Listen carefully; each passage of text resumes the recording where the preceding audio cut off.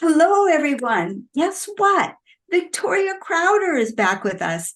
I am so excited, and she is just off of NaNoWriMo, as this is being recorded on December 1st, the day after the close of NaNoWriMo. And she's going to share with us what the experiences was like and how she kept herself motivated. And I know you will love hearing her story. So she's going. I'll be asking questions as we go along, but we mostly are going to be hearing from her experiences, and I'm just excited to give her the floor right now. Take it away, Awesome. Victoria. Thank you so much for chiming in and having me. It's been a month. I can say that for sure. It has been a month. As people who followed me know, it started in the Rocky Mountains, writing in the tent every day. I was so fortunate that we can take those trips. And, while everybody's out hunting and doing what they're doing, I can just be sitting in the tent, listening to the birds or the dogs or whatever. Maybe you should let our general audience know, how did you end up in a tent the first week in Um, November? every every autumn, generally every autumn, sometimes you go in the spring, but generally each year, we are fortunate enough we treat ourselves to a long hunting trip. Sometimes it's deer, sometimes it's elk. This year we were elk hunting. I didn't hunt this year, so um, for me it was just a terrific immersive writing experience because you're in a really nice camp with great tents, wood stoves. There's nothing to do but chop wood, carry water, and write, literally. So I've been doing this now. This would be my third or fourth trip. I can't remember, where I've used the opportunity to write. And some may remember, I think I told this story before, but the novel really started to gel and come together that first year that we went out to Idaho because there was a woman in camp who has become a dear friend. She's a guide, and at that time, she was actually helping in the cook tent. And so each morning, I would go over after I woke up to get coffee, and we would sit down and just start talking, like you do. It's just the two of us, all the guys are out hunting. And I came to tell her that I was writing this novel. And she said, "Really? What is it about?" Well, the next 8 days really became this workshop. And each morning I would go in, I would tell her where I was in the story and what I was working on. She's a long time horse trainer and was just a wealth of knowledge. So I was fortunate enough to have my own resource trapped in camp. She couldn't get away from me. So I would come in with my pens and notebooks and just start asking Kim questions. And I mean, she was so gracious and just such a sweet person. It was a real treat to be there with her. And as I said, she's become a dear friend now. And it's fun because she's been with me from the very beginning of the book. So now we have running jokes where there's a particular point in the story that I kind of left my hero. He's in the basement, and I didn't know how I was going to get him out. And so periodically every month or so, I'll get a text from Kim and she'll say, "Hey, is Branch still in the basement?" "Yeah, he is." "How are you going to get him out?" "Still don't know." But you kind of forge those relationships as you go, as you tell people the story or read it to them or whatever. So anyway, yeah. Highly How far had you recommend. gotten? How far had you gotten by the conclusion of that first writing session in the tents? I think I came out of there with like 14 chapters, somewhere in that neighborhood, that was new material. Uh-huh. Now, those of you that have been with us before know that I started this book years and years ago. So I had that chunk, and then I had, some of that, and then the chunk that I got written that first year. And then, it's grown from there. So um, that having that immersive experience was really critical. It's what I like to think of. Those are what I call my God moments, when something just says it's time. It's time, and you're going to do this now, and you just know that you are. So you just go. Last time when we talked, you were doing a preparation for NaNoWriMo. Mm-hmm. And you were talking about how you lined a number of things up for yourself and Mm-hmm. included cook ahead on food so you didn't have to always have to drop everything to go fix dinner. Did Mm. that work out as you planned? Yes, I can't say enough about how important that was. I know a lot of writers that, they think they have, they've set their goal, they think they have enough material, they know what they're doing or where they're headed, and it's just so, so easy to get derailed. I mean, doing any kind of focused practice on a daily basis is hard enough, but specifically as the writer moms know, carving out that time is really hard. So giving yourself every advantage before you launch, I Mhm. think you just have to, because it's just too easy for the day to day to get in the way. Mhm. So yeah, definitely having the pantry stocked, having everything cleared out of the way so that I could just sit down and know what I was going to work on. Um, those were huge. And it's interesting. Um, one of the things that I discovered during the process, which I don't think we've talked about this before, maybe just on the fringes, but this experience really brought it home for me, which is visualization. Now, a lot of authors will talk about, I think K.M. Weiland right now is doing a meditation on the classic archetypes of character. And, Mm. so she's doing the hero, or she's doing, whoa, I'm blanking on what the other ones are. You've got the hero, the heroine, and they're all lined out. And so she does a meditation on each one as a way to kind of reflect on those traits and how to pick and choose what you want to use and how to build your characters. And that made sense to me in the abstract, but I hadn't really thought about it until what I started doing. And I think I may have started this at the end of October, but certainly after that first week when we got back home, every morning, for reasons I can't explain, I wake up between about 3:30 and 5:30, always, just always. So rather than being frustrated that I was awake and not asleep, what I would do is before I went to bed, I would pick an aspect of my story. And I think subconsciously I got this from Quentin. I think he's the one that said he would often set his subconscious a problem to solve.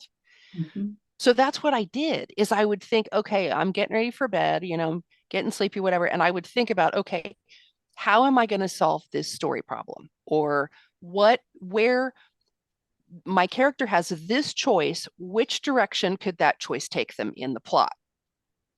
And then when I woke up, that's what I would think about. Okay, how am I going to do this? And it was, I would step it through. The only way I can describe it is to say it was like visualizing watching a movie. So I Mm. would see my character, I would see whatever the situation was, and I would start to step them through the beats of a movie. If I were watching them, how would this go? So I'm thinking about the surroundings and the scene, components of the scenery, what are they wearing, what are they feeling, and it became, because it's hard for me to write later into the day when all of the stuff of the world has filled Yeah. up my head. Yeah. Things come much easier in the morning when I have that thin veil that's kind of Mhm. still there, if that makes sense. Oh, So absolutely. being able to project those things onto that veil of, half asleep but not really, and think through, okay, how can I solve this problem, or what does this look like? I found myself sometimes several days in a row, I would go over the same scene again and maybe play it out differently, or think it Mm. through. And that was yeah, that was invaluable. I mean, I can't overstate how helpful that was. And then I found myself doing it at other times, like driving. I would leave the house and drive somewhere and not remember the drive there because I would be back in that space and thinking through whatever I was, plot Mhm. points or whatever. So visualization was huge. And that's something that, you don't need anything to do it. You just need quiet. Mhm. So how did your days go? Did they fall into a pattern? Um, Mm. I wish I could say yes, but not really. okay. Um, I I definitely write best in the morning. Unless there's what I call a flow day, where if I've done deep work for long periods, like um, I work in a lot of spreadsheets. So sometimes I just get into the grid lines and I go through, methodically, and I'm in that flow. That's a good state to leave and then go write, because it's kind of like the veil between sleep and not.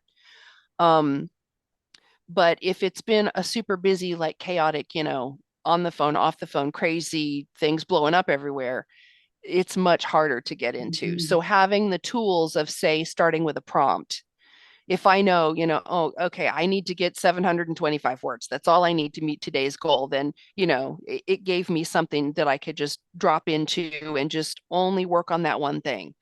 That's another one of my suggestions is minimum viable planning and minimum viable writing. So Mhm. minimum viable planning is thinking out the very smallest item. Don't don't go in thinking I have to write 10 chapters, right? That's not going to happen for me. I can't think about it that way. I have to think about, okay, in my story today is Saturday. And on Saturday, these things need to happen. So I'm going to pick this thing with these two characters, and that's what I'm going to work on. And I put the rest of it out of my mind.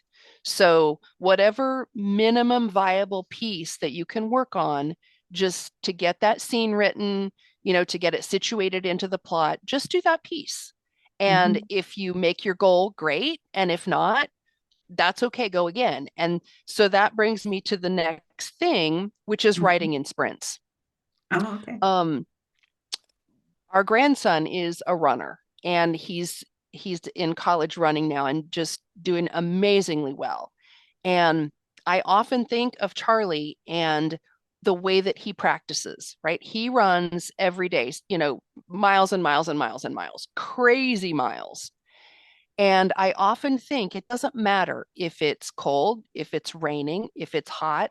He just does it. He sprints, Mhm. gets the steps in.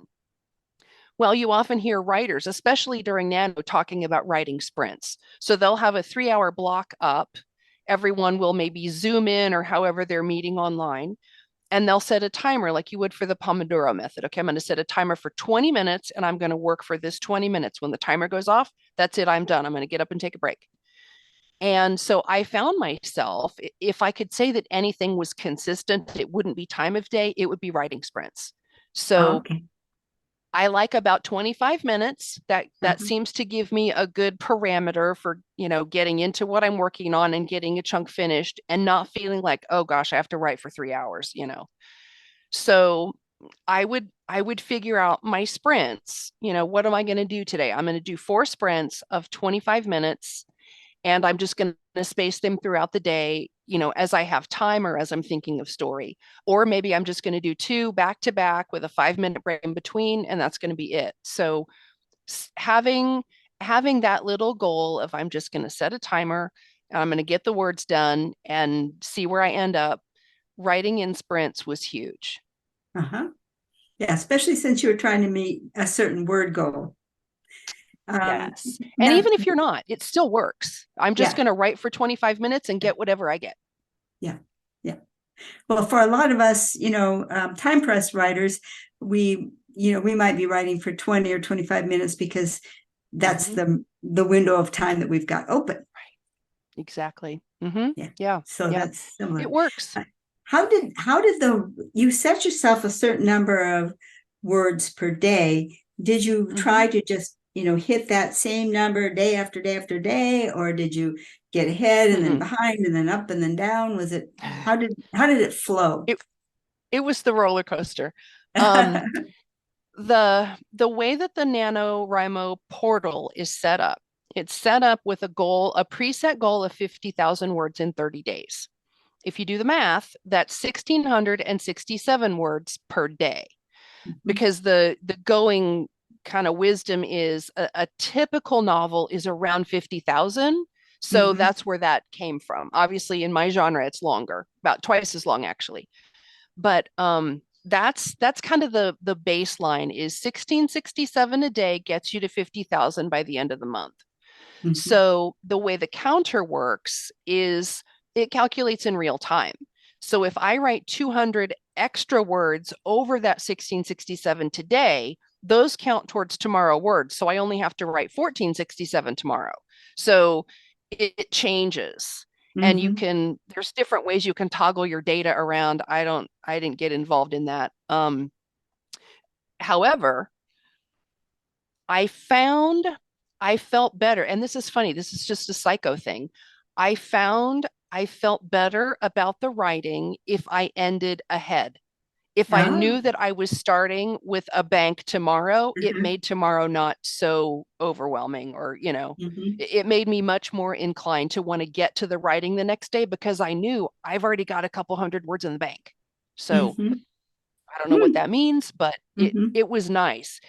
Um, I ended up having 2 0 days, which I did not Wow. write a single word.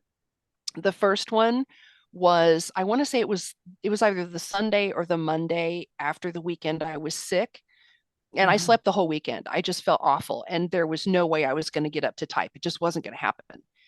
And the day following the first 0 day was pretty awful because I had been on a writing streak for like 20 days or something crazy, Oh. and seeing that zero sitting there, it sounds ridiculous, first world Mhm. problems, right?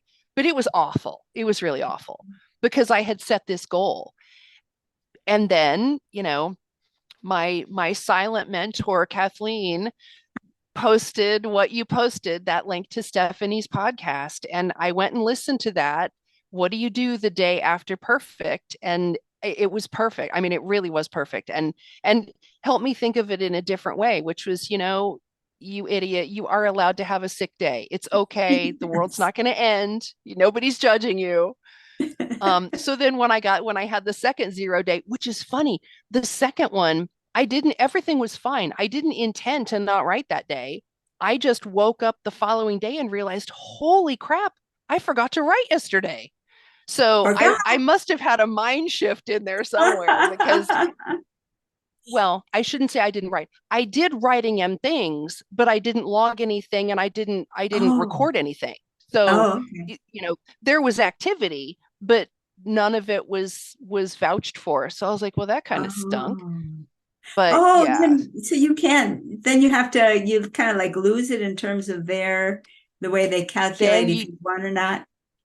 you go back to, well, it doesn't affect your winnings because you don't have to hit 1667 every day. If you want to Okay. write 25,000 words on day 1 and Uh-huh. 25,000 words on day 29, it still counts as a win. It doesn't matter Uh-huh. how you carve up the words. Yeah. I tried to stick to the goal just so that I had a metric to go by because it just Yeah. helps me, figure it out. But Mhm. um, yeah, it was funny when I woke up after my second 0 day and thought, holy cow, I forgot to put anything up. But it was okay. I was able to shrug it off at that point because I'd already been devastated by the first one. So the second one, I was like, yeah, whatever. I'll just write some more. So then it was like those words just never got included in your tally. They've got written, but Yeah. they never got included in your tally. Well, honestly, I probably wrote maybe 500 words that day. I didn't sit Oh, down, okay. apply myself, Yeah. get my word count, record, I didn't do all the things. I just did a Yeah. little writing and was like, oh, cool, let's have dinner, and just didn't think about it. So even that happens, I mean, Yeah. I had been on a streak for weeks, and the day just got away from me, and it didn't even occur to me that I needed to do that. And I think some of Uh-huh. that was just because I had been so consistent. I Yeah. just didn't think about it. And then I realized I hadn't done it. So it's kind of funny. Wow. And still you made your goal with 2 0 days. I did. I Yeah. I did. And finished a day early. I was very proud of the fact that I logged my last words. And I wasn't even really thinking about it. I just did my words on the Uh-huh. 29th in the evening Uh-huh. and uploading. You put in all your stuff, and then you hit Mhm. like update my settings or whatever it is. Mhm. And all of a sudden this confetti blew up all over my computer. I was like, holy cow, I'm done. So it's kind of fun. Fantastic. How exciting. Um, So the last tip that I had on my list was sounds. And I think we've talked about this in the forum maybe before, but maybe not in person. I used audio sounds a lot. I love to write to the sound of rain, like Uh-huh. thunderstorms. And I also like campfire sounds, like nature, Oh, crickets yeah. chirping, campfire sounds. Um, this time I experimented a little and I used some music, never with words, sometimes classical, other times just more like ambient sounds with like, kind of a lo-fi, just a beat with, Uh-huh. maybe like, I don't know what you'd call it, maybe lo-fi kind of hip hop sort of, but with Uh-huh. no words. Yeah. That's a little more upbeat. So that worked for Uh-huh. some scenes. And then I had another one, which was, I don't know how to describe it. Not really classical, but very downbeat, kind of slower, almost gothic sort of, I guess you Uh-huh. could call it, but cello and something Mhm. that's very downbeat, down tempo. And that helped a lot. Mm. I oh, and the sounds of a library. If I'm totally stuck and I just don't know what I'm going to do, I have several YouTube channels that they just go to the like one a gal goes to the New York Public Library and just records her study session. And so it's the sounds of like chairs scooting and book carts rolling and Oh, just the sounds of a library. That everyone oh, knows that's my happy place. So if all else uh-huh. fails, I listen to library sounds and it just puts me right in the zone and Oh my it gosh, works. that would take me back to college so much. Uh, Yeah. just Mm-hmm. in the little study cubicles and just head Yep. down and just three little, they're not really walls, but your head's in this little space Your that Carol. Yeah, yeah, for zero sure. Well, distractions. and now with the intertubes, I mean, you can be in any library you want to be in. I guarantee someone has done study with me sessions there. So sometimes I was in Scotland, sometimes I was in the Bodleian. You can literally be in any library you want to be in. So that's Wow. just it just works. And it's funny because there's one I'm embarrassed to say how many times I have had this on when I was working. Over 1,000 easily. I know Uh-huh. every chair squeak. I know every book cart roll. I know it by the soundscape. So, writers are weird. It's just Uh-huh. one of those things that work. So, if you have a sound that works, I I definitely encourage you to really dig into that because it puts you in the zone. Sound does like nothing else. Yeah. I like to listen to Native American flute music while Mm. I Mm-hmm. write. Mm-hmm. For some reason, that Yeah, really that's gets good. me flowing. That's good. Yeah, Mhm. yeah. Wow. Was there So anything yeah, else you'd like that to share that with was our the YouTube month. It people? was crazy. I well, the follow-up is because I'm a glutton for punishment. Nano allows you to set another goal, another writing goal. And so I went ahead, I think yesterday, and I logged rather than a 30-day challenge, I've set a 60-day. So I've got more time because I need to finish the first book and then I need to go back to the beginning and do a full edit through. So I started that today. So I haven't Mhm. logged my words yet, but I think I set it at 50,000 just because that's the number that I know. I don't Mhm. think it'll take nearly that much, but if it doesn't, that's okay. I will just continue writing into the rest of the story because I'm already about 6 plot points into the second book, so I'll just keep Wow. going, just Yeah. to keep going. But so yeah, that's what I'm going to do next is I've signed up for a 60-day challenge to continue and finish it. Uh-huh. Very good. Okay. Well, Mhm, we'll definitely ask you to join us again.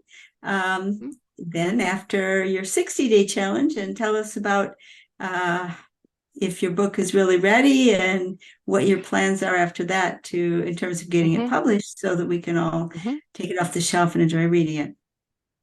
That is my Okay. goal. I want to put it in your hands. Thank you very much. I want another book on my shelf. So thank you so much, Victoria, for joining us. And we'll say goodbye for now and join us next week as we continue the second half of the course. We're just rolling right along. I So know. talk to you another time, and thank you so much, Victoria. Thank you guys. Mhm. Bye-bye.